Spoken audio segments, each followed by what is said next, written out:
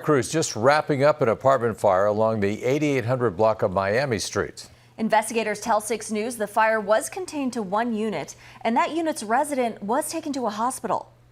They did remove one victim from one of the apartments. The fire was contained to that apartment. The victim was transported code 3 to the University of Nebraska Med Center in critical condition at this time.